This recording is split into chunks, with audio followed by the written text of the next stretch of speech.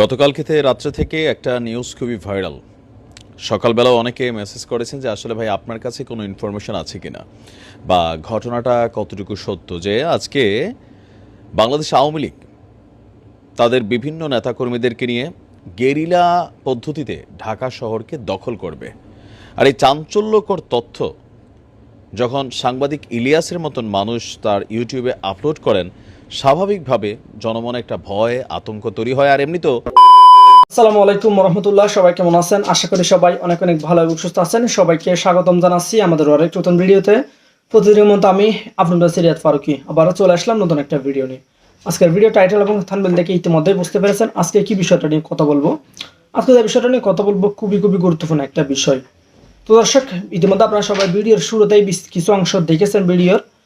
একটু পর আমরা ভিডিওর বাকি অংশগুলো দেখবো। তার আগে আপনাদের ছোট একটি অনুরোধ জানিয়ে রাখতে চাই, যারা আমাদের ফারুকি অনলাইন ইউটিউব চ্যানেলটিতে এখন আছেন প্লিজ দরকার আমাদের চ্যানেল সাবস্ক্রাইব করে সাথে থাকবেন। আর বেশি কথা বাড়াচ্ছি না, আমরা ভিডিওর বাকি অংশগুলো একটু দেখে আসবো।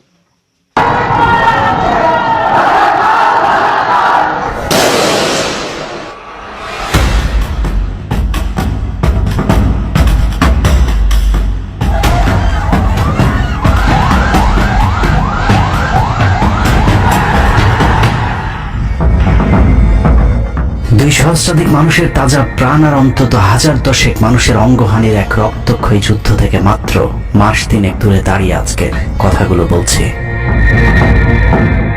শহরের রাস্তায় এখনো শহীদ ওয়াসিমদের রক্তের ছোপ ছোপ দাগ লেগে আছে। স্বাভাবিক জীবনে ফিরতে পারেনি এখনো শহীদের পরিবারগুলো। ইয়ামিনের মা হয়তো কাউকে পেলেই জানতে চাইছে আমার খোকার উপর কিসের এত রাগ ছিল ওদের। সে প্রশ্নের উত্তর হয়তো কেউ কোনোদিন দিতে পারবে না। বুকের ভেতর গুলি নিয়ে নিস্তেজ পড়ে থাকা শরীরটাকে ওরা যেভাবে কুকুরের মতো টেনে হিঁচড়ে খেয়েছে, সভ্য এই সমাজে সেই উত্তর কি আসলেই আছে? পুড়ে যাওয়া লাশগুলোর কথা মনে করে সারা জীবন হয়তো হৃদয়টা পুড়তে থাকবে হতভাগা সেই মায়েদের। শহীদ ওমরের মা এখনো মানুষ পেলেই হয়তো প্রশ্ন করছে, আমার ছেলের বুকে ওরা এতগুলো গুলি কেন করলো? মারার জন্য তো একটা গুলি যথেষ্ট।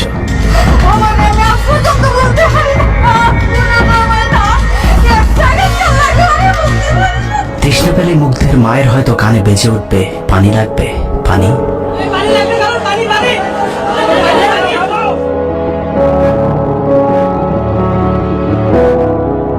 শুনেছি স্বাধীনতা অর্জনের চেয়ে রক্ষা করা অনেক কঠিন। স্বাধীনতার এই পতাকা সমুন্নত রাখতে যারা জীবন দিয়েছেন তাদের সে রক্ত যেন বৃথা না যায়। এ পতাকার জন্য যেন আর কাউকে জীবন দিতে না হয়। স্বাধীনতার এমন যুদ্ধ আর দেখতে চাই না। এ যুদ্ধের প্রতিপক্ষ অনেক হিংস্র, খুব নিষ্ঠুর। ওরা বুকে গুলি নিয়ে কাঁপতে থাকা মানুষকেও শান্তিতে মরতে দেয় না। ওরা আরো রক্ত চায়। 15 বছর মুসলিম নিধন করে ওদের এতটুকু অনুশোচনা নেই। রক্তের নেশায় এখনো বুঁদ হয়ে আছে হিংস্র পশু আত্মাগুলো। এদিকে এক পক্ষ নিজেদেরকে বিজয়ী ভেবে ঘরে ফিরেছে।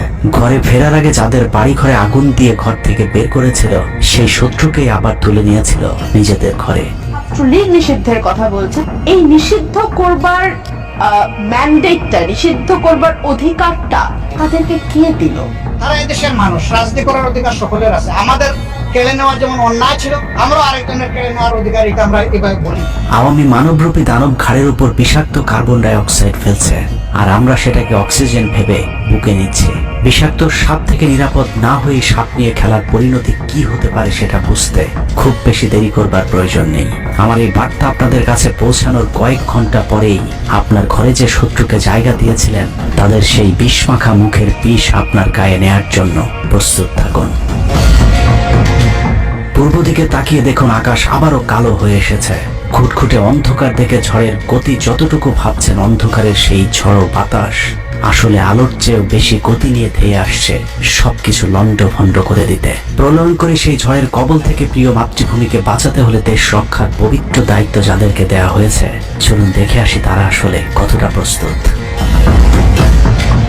জুলাইয়ের মাঝামাঝি পর্যন্ত সেনাবাহিনী ছাত্র আন্দোলন নিয়ে তেমন মাথা ঘামায়নি।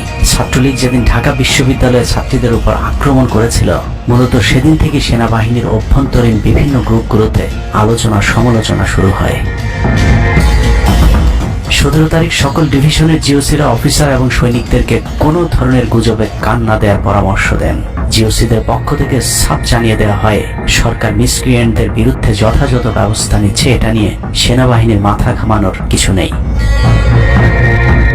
11 ডিভিশনের মেজর জেনারেল খালেদ আল মামুন, 55 ডিভিশনের GOC major general Mahbubur Rashid এবং কুমিল্লা ডিভিশনের জিওসি জাহাঙ্গীর আলম ছিলেন সবচেয়ে বেশি আক্রমণাত্মক। ছাত্রদের পক্ষে কোনো পোস্ট কিংবা প্রোফাইল পিকচার লাল করার বিরুদ্ধে তাদের ছিল কঠোর বার্তা। 17 জুলাইয়ের গুরুত্বপূর্ণ আরেকটি ঘটনা হলো Hasina air chief marshal Hasan Mahmud খানকে বিমান বাহিনীর MI-17 হেলিকপ্টারকে এভি গান কনফিগারেশন লোড করতে বলেন, যা মূলত যুদ্ধকালীন চূড়ান্ত সময় ব্যবহার করা হয়। এয়ার চিফ হাসিনাকে উল্টো প্রশ্ন করেন, আমাদের সেনাবাহিনী কি এখনো ফেল করেছে? তাহলে এত দ্রুত বিমান বাহিনী কেন? বিমান বাহিনী প্রধানের মুখের উপর এমন বক্তব্যে শেখ হাসিনা প্রচন্ড ক্ষেপে যান। এর পরপরই তিনি বিমান বাহিনী প্রধানের বিরুদ্ধে পদক্ষেপ নেওয়ার জন্য ব্রিগেডিয়ার জেনারেল ইমরান হামিদ এবং লেফটেন্যান্ট জেনারেল মুজিবকে নির্দেশ দেন। আর্মি ইন্টেলিজেন্স থেকে এই পরিকল্পনার তথ্য জেনে বিমান বাহিনী প্রধান ওই রাতেই তার নিরাপত্তার জন্য গাজীপুর থেকে এয়ার কমান্ড নিয়ে আসেন, যে ইউনিটটি এখনো বিমান বাহিনী প্রধানের নিরাপত্তার দায়িত্বে ঢাকাতেই অবস্থান করছে। গতকালকে রাত্রে থেকে একটা নিউজ খুবই ভাইরাল।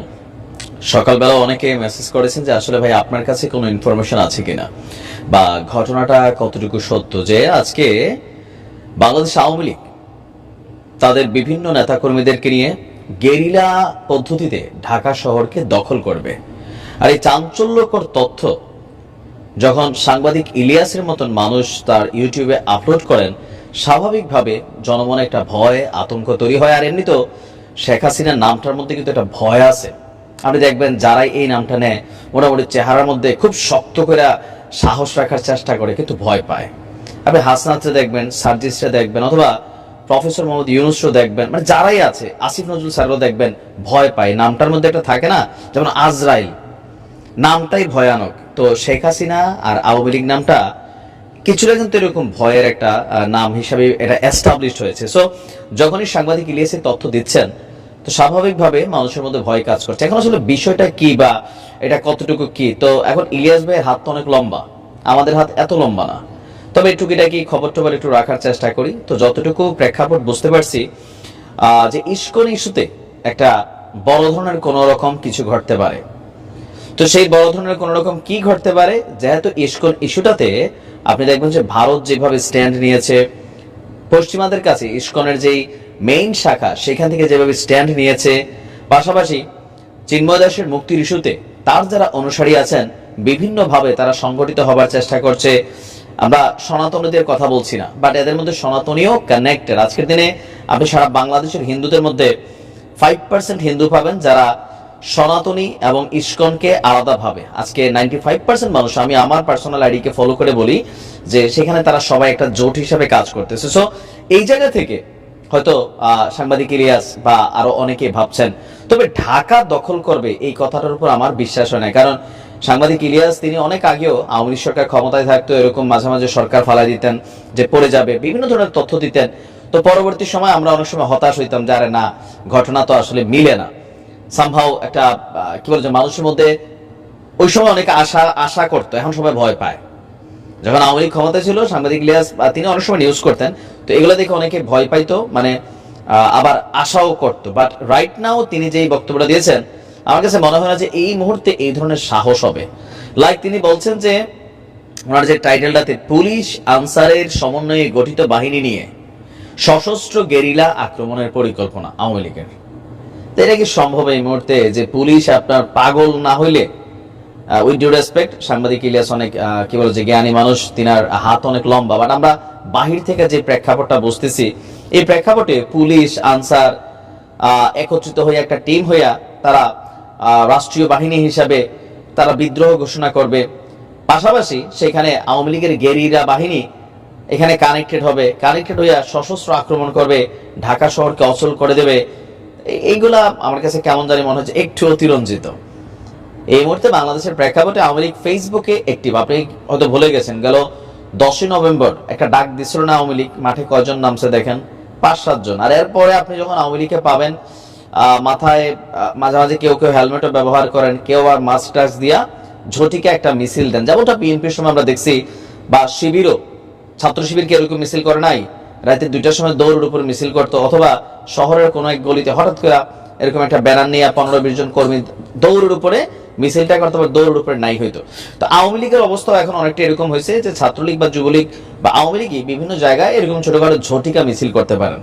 এছাড়া এলাকা ভিত্তিক আমি আমার এলাকাকে যদি দেখি, এখানে আওয়ামী লীগের কোনো নেতাকর্মী আসলে রাজপথে নাই। যারা আছেন কিছু মানুষ পদ পদবিতে ছিলেন বাট ভালো মানুষ ছিলেন, তারা কিন্তু চুপচাপ এই মুহূর্তে কোনো রকম অ্যাক্টিভিটিস চালাচ্ছে না। তো এর বাহিরে ঢাকা শহরে আপনি এই মুহূর্তে যদি ধরেন হেফাজতে ইসলাম, তারপর হচ্ছে বৈষম্য বিরোধী ছাত্ররা, তারপর হচ্ছে বিএনপি, জামাত ইসলাম, যে পরিমাণ এনফোর্সমেন্ট পাওয়ার তারা ক্রিয়েট করে বসে আছে, তা আপনার কি মনে হয় যে এই মুহূর্তে আমাদের আইন শৃঙ্খলা বাহিনীর একাংশ তারা, তারপর হচ্ছে যে আনসারের যে টিম আছে, তারা সশস্ত্র বিদ্রোহ করবে? এগুলো আমার মনে হয় যে পুলিশ ভাইদের প্রতি মানুষের একটা ধারণাটা নেগেটিভ কিছুটা হয়ে যেতে পারে, বা পুলিশ একটা টেনশনে থাকতে পারে। কারণ সাংবাদিক ইলিয়াস যখন নিউজ করেন, সামহাও কোনো ইনফরমেশন থাকলেও থাকতে পারে। তো এই ধরনের অ্যাক্টিভিটিস এর বেলা কি হবে? উপর মহলে এর হেড দিকে তাকাবো কি? আর যারা ধরেন একটু আওয়ামী লীগের সময় আওয়ামী লীগ মনা ছিল, তারাও টেনশনে পড়বো, যারে কই থেকে কি নিউজ আসে আমাদের দিকে এরকম তাকায়।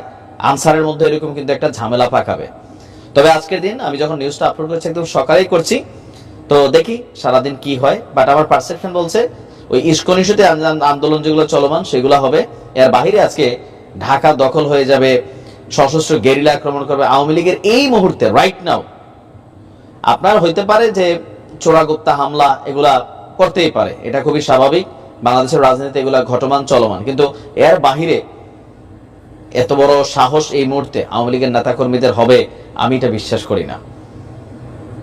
আর এখন সাংবাদিক ইলিয়াস তাহলে কই থেকে বললেন? ভাই ওনার হাত অনেক লম্বা, থাকতে পারে কোনো ইনফরমেশন, গোয়েন্দা তথ্য। তো যদি থাকে সাংবাদিক ইলিয়াস পর্যন্ত আসলে স্বাভাবিক সরকারের বিভিন্ন সেক্টরে যারা বসে আছেন, আর যেই প্রশাসনের রদবদল হয়েছে, এরপরে এখানে পুলিশকে ব্যবহার করা, আনসারকে ব্যবহার করা, বা আরো যে বিষয়গুলো আমার কাছে মনে হয় না এগুলা বাস্তবিকলি আসলে ঘটবে। তো না, ইলিয়াস ভাই মাঝে মাঝে এরকম বলেন, আজকে না অনেক আগে থেকেই বলেন, তো বেশিরভাগ সময় এগুলো মিলে না।